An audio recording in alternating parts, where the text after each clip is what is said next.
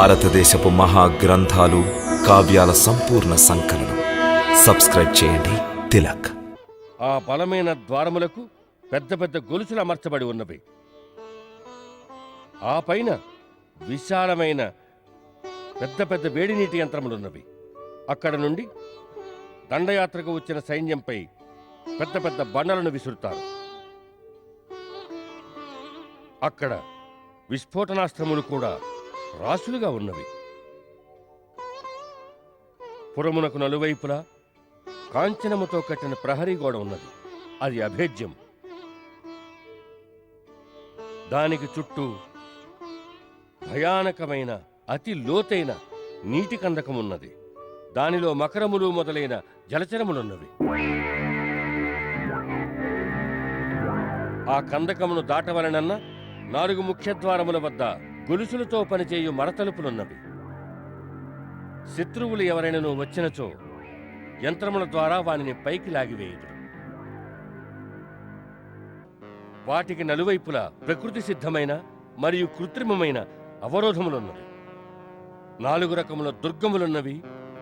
ఎన్నో రకములైన వ్యూహములున్నవి. వాటి పర్యవేక్షణ రావణుడు స్వయంగా చేస్తాడు. కాని ప్రభు తమ ఆశీర్వాద బలం వల్ల లంకను చాలా వరకు నాశనం చేయగలిగాను. మరతలుపులను ధ్వంసం చేశాను. కందకాన్ని దాటగలిగేలా చేశాను. దానివల్ల మన సైనికులకు లంకలో ప్రవేశించడం సులభతరమవుతుంది. హే రాఘవ, నేను చాలా వరకు వారి శస్త్రాస్త్రములున్న ఆయుధాగారములను ధ్వంసం చేసినాను.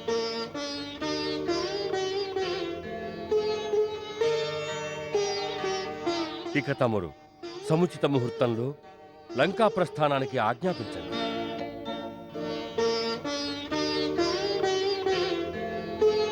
హనుమ, లంకానగరములు నీవు ప్రదర్శించిన సాహస పరాక్రమములు ఎంతమాత్రము దేవతలకు కూడా సాధ్యము కాదు.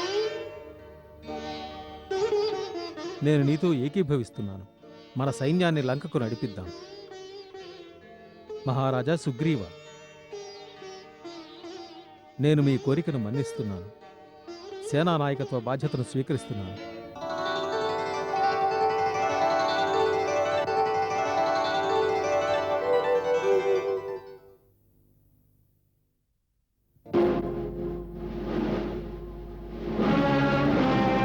రేపు ఉత్తర ఫల్గుణి నక్షత్రం, చంద్రుడు హస్తా నక్షత్రంలోకి ప్రవేశించిన విజయ ముహూర్తంలో మన సైన్య ప్రస్థానం ప్రారంభమవుతుంది. సైన్యమునకు అగ్రభాగమున వేగవంతులైన వానరులతో సేనాపతి నీలుడు మార్గాన్ని నిర్దేశిస్తాడు. నీల, నీవు నీ సైన్యాన్ని నడిపించే మార్గములు ఫలములు, కందమూలాదులు, శీతల జలములు, మధువు లభించే మార్గమై ఉండాలి. నీ దళము దుష్ట రాక్షసుల నుండి అప్రమత్తంగా ఉండాలి. ఎందుకంటే వాళ్ళు మార్గంలోని శీతల జలాలను, ఫలములను విషపూరితం చేసే అవకాశం ఉంది. ముందుకు సాగుతూనే శత్రుగూఢచారుల విషయంలో అప్రమత్తంగా ఉండడం నీ ముఖ్యమైన కర్తవ్యం. ఆదమరిస్తే మనం ముందుకు సాగుతుండగా వారు వెనుక నుంచి దాడి జరపవచ్చు. సేనాపతి నీలుని సహాయము కొరకు మహాబలురు, గోయుడు, గవయుడు, గవాక్షుడు కూడా ఉంటారు. సేనాపతి భ్రషభుడు సేనకు కుడివైపున ఉండి రక్షణ కల్పిస్తూ ఉంటాడు. అతివేగవంతుడు, అమితబలుడు అయిన గంధమాదనుడు సేనకు ఎడమవైపున ఉంటాడు. నేను, లక్ష్మణుడు, మహారాజు సుగ్రీవుడు, హనుమంతుడు అంగదులతో సేనకు మధ్యభాగములో ఉండి అక్కడి నుండే సైన్యాన్ని నిర్దేశిస్తాం.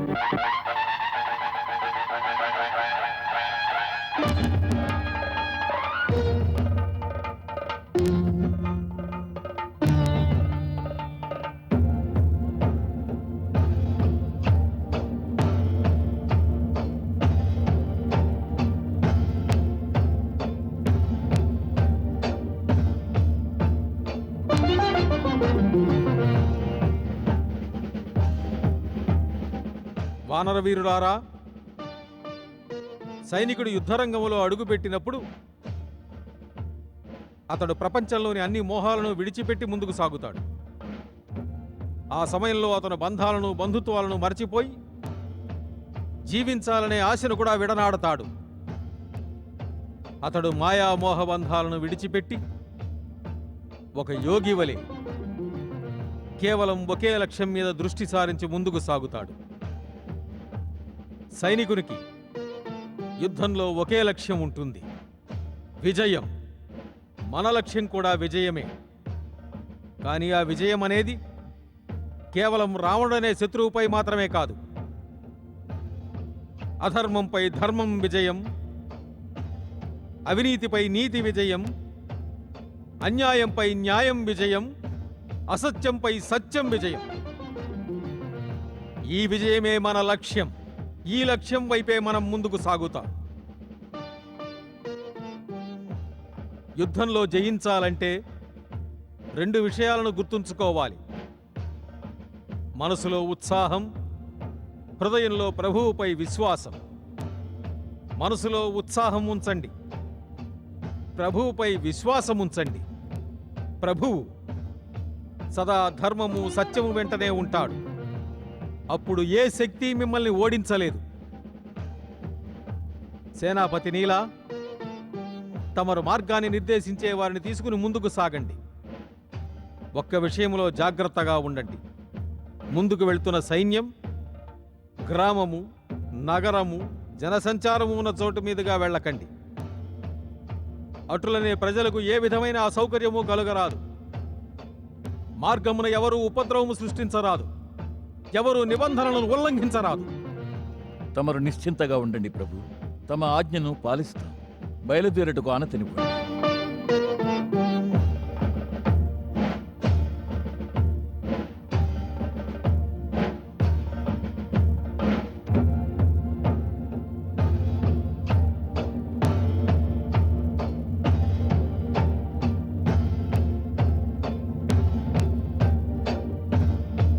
జై పరమేశ్వర. జై భవానీ. జై భవానీ. జై భవానీ. జై భవానీ. జై భవానీ. హర హర మహాదేవ. హర హర మహాదేవ. హర హర మహాదేవ.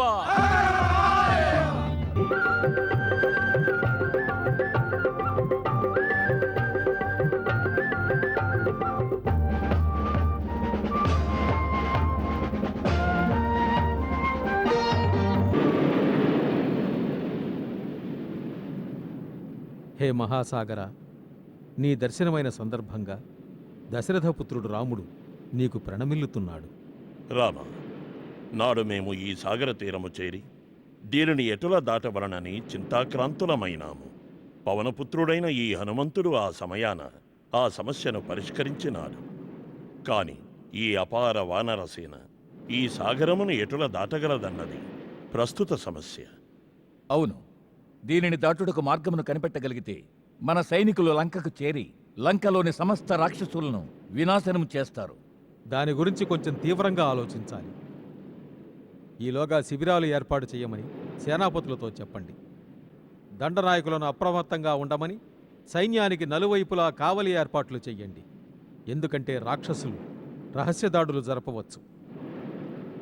ఆజ్ఞ ప్రభు. నలనీలులారా, ప్రభు ఆజ్ఞను పాలించండి. ఆజ్ఞ ప్రభు.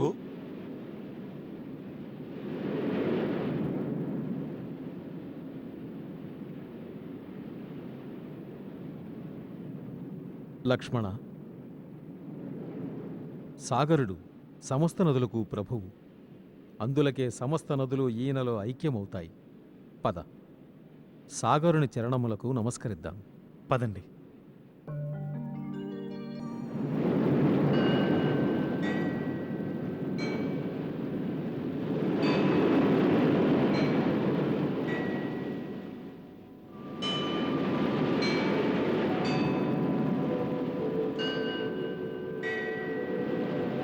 వరుణదేవాయ నమస్తుభ్యం, నమస్తుభ్యం జలనిధి.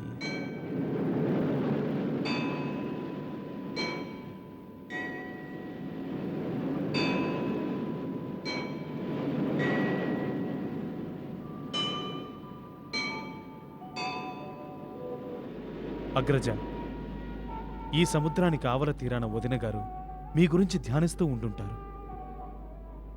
మనం సైన్య సమేతంగా సముద్రపు ఈవల తీరానికి చేరుకున్నామన్న సమాచారాన్ని ఆమెకెవరైనా తెలియజేయగలిగితే అణగారిపోయిన ఆమె ఆశ మరల చిగురిస్తుంది. అవును లక్ష్మణ, నేను ఈ సమయాన సాగరానికి కేవల తీరానున్నానని, హృదయముతో తనతో భాషిస్తున్నానని సీతకెవరైనా తెలుపగలరా? కానీ ఈ విషయము తెలుపగలవారెవరు? సముద్రాకాశాలు రెండూ కలిసి ఇరువురి నడుమ అవరోధములు సృష్టించినవి. సీత, ధైర్యంగా ఉండు. అవసరమైనచో నిన్ను చేరుకోవడానికి సముద్రం ఇంకిపోయేలా చేసి దారి ఏర్పాటు చేస్తాను. నేను తప్పకుండా వస్తాను. నాపై నమ్మకముంచు. మాత, ఈనాడు శుభశకునములు ఎదురుగుచున్నవి. నా ఎడమ కన్ను అదురుచున్నది. ఏవో ఆనంద తరంగములు నా మదిలో ఉప్పొంగుచున్నవి. అందులకే చాలా సంతోషంగా కనిపిస్తున్నావు. నేడు తొలిసారిగా తమ వాక్కులో ఉత్సాహము, మోములో మెరుపు కానవస్తున్నాయి. అవును మాత, నిద్రావస్థలో నాకు నా ఎడమ చేయి నా స్వామిని స్పర్శించినట్లయినది. పుత్రి, నిజమై ఉంటుంది. నీ నాథుడు శ్రీరామచంద్రుడు నిన్నీ నరకము నుండి ఉద్ధరించుటకు వచ్చుచున్నాడు. ఖచ్చితముగా ఆ వానరదూత నీ సందేశమును నీ స్వామికి చేరవేసి ఉంటాడు.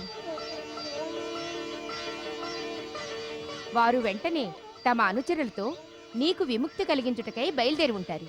నీ ఆనందానికి శుభశకునములు గోచరించుటకు ఇదే కారణమై ఉంటుంది. నిజమా? ఆ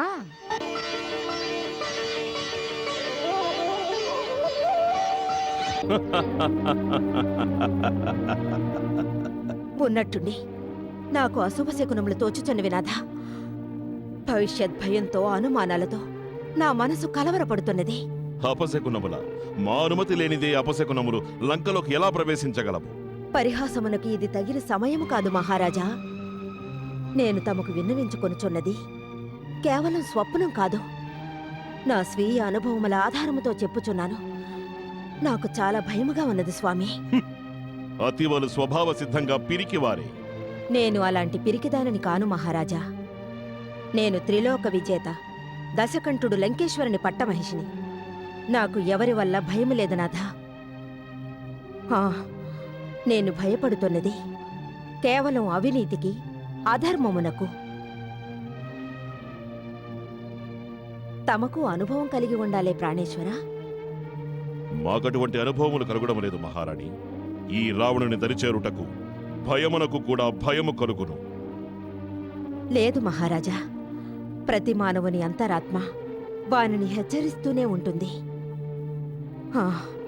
ముఖ్యంగా చెప్పాలంటే వారు తమ వందిమాగధుల జయఘోషలో పూర్తిగా దానిని వినిపించుకోరు. స్వామి, తమరు ఒకసారి ఆత్మావలోకనం చేసుకోండి. సీతను లంకకు తీసుకువచ్చినప్పటి నుండి తమరు మునిపటి వలె ప్రశాంతముగా ఉండగలుగుచున్నారా? ఏ తమకు అనిపించటలేదా? ఆనాటి నుండి ఏదో ఒక రకమైన అమంగళము జరుగుతూనే ఉన్నది. ఏమి అమంగళము జరుగుచున్నది? నేను పూజ చేయడానికి కూర్చున్నప్పుడు ఏకాగ్రత కుదురటలేదు. యజ్ఞగుండములోని పవిత్రాగ్ని నుండి దివ్యగంధమునకు బదులుగా దుర్గంధము వెలువడుచున్నది. ధూమము కాలమేఘఛాయ కలిగి ఉంటున్నది. వేద పఠనానికి కూర్చున్నప్పుడు వేదమంత్రములు మరిచిపోతున్నాను. కుడి కన్ను అదిరి అశుభ సంకేతాన్నిస్తోంది నాథా. నీ మదిలోని అపశకునముల నివారణకు పరిహారమేమున్నది? ఒక్కటే పరిహారం ప్రాణేశ్వర.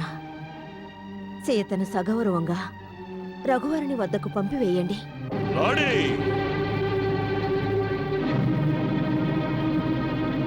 ఇప్పుడు అర్థమైనది నీ మదిలోని అట్టి అపశకునములకు అసలు కారణం సీత నీకు సవతి కాబోతుందన్న భయం. కాదు, సీత నాకు సవతి కాదు. అవుతుంది రాణి, అవశ్యమవుతుంది.